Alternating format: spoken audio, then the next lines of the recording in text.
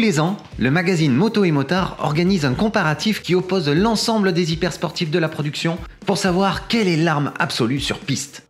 C'est l'hypertest. Toutes les semaines, découvrez les points forts et les points faibles de l'une des 10 motos présentes pour établir un classement des hypersports de 2022. Et à la fin de chaque vidéo, vivez en immersion le tour chrono établi par Freddy Forêt.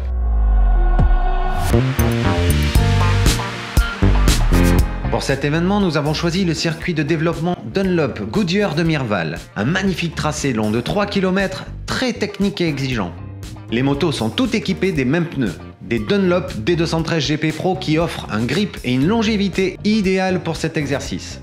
Chaque moto est pesée, réglée par les techniciens de la marque et équipée du dernier chronomètre Starlane, le Corsaro 2R, qui fait office de juge de paix.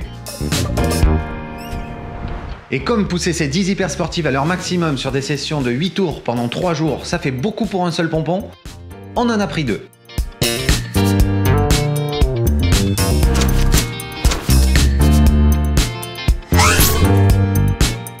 Bon, on va parler de la moto qui a peut-être le plus révolutionné les sportives ces 12 ou 13 dernières années. C'est la BMW S1000RR. Alors toi, t'en as pensé quoi? Alors moi, j'ai juste kiffé. Ouais. La moto est facile, il y a des chevaux, c'est léger. Pour moi, c'est le prolongement de la main, quoi. Alors la version normale, elle bénéficiait quand même de nombreuses pièces allégées. Elle avait des jantes allégées. Elle avait déjà des options. Elle avait déjà beaucoup d'options. Mais enfin, elle est quand même largement à moins de 200 kg, tout plein fait. Ouais, puis il y a des chevaux, quoi. Enfin, ouais, ça marche. Il y en a partout.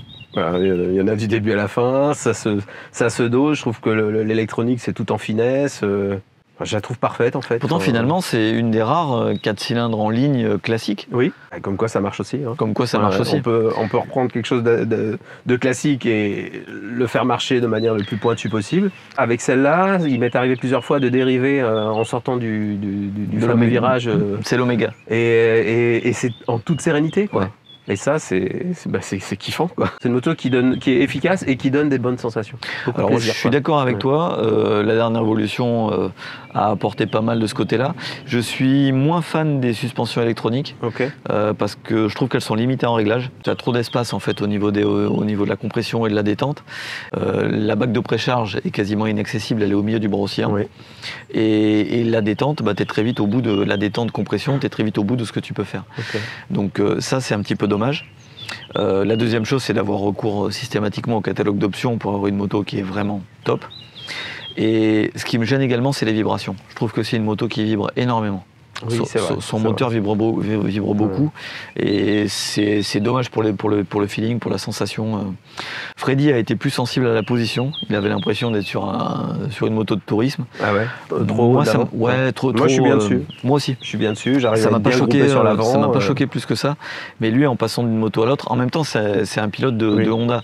Et la CBR a une position tellement extrême que quand tu passes sur les autres machines, tu es tout de suite un peu plus droit. Et c'est vrai que la BM aussi, c'est une des motos les plus adaptées à la route. Qui a une position pas trop extrême où tu peux un petit peu tout faire. Donc ça. De toute façon, moi, je me couche toujours sur l'avant, donc. Oui. Tu compenses un peu plus haut. Tu charges. Par contre, tu vois, tu as un bon freinage. Oui. Qui est relativement constant. Je dis relativement parce que sur ce circuit-là, tu le sollicites quand même pas trop. Ouais, mais honnêtement, oui, tu te sollicites peut-être moins qu'ailleurs, mais moi j'ai trouvé hyper constant, un feeling de dingue. Vraiment, t'as l'impression que tu fais ce que tu veux avec, quoi. Et t'as pas cette alerte, t'as pas d'épée de Damoclès au-dessus de la tête. Tu sais que ça, tu sais que le freinage te la fera jamais, quoi. Ouais. Donc pas de doute. Au tour de Freddy Forêt de claquer la pendule. 5 fois champion du monde d'endurance et multiple vainqueur des 24 heures du Mans et du Bol d'Or, c'est à ce pilote expérimenté et habitué aux motos de course qu'il revient d'exploiter le maximum du potentiel de la S1000RR.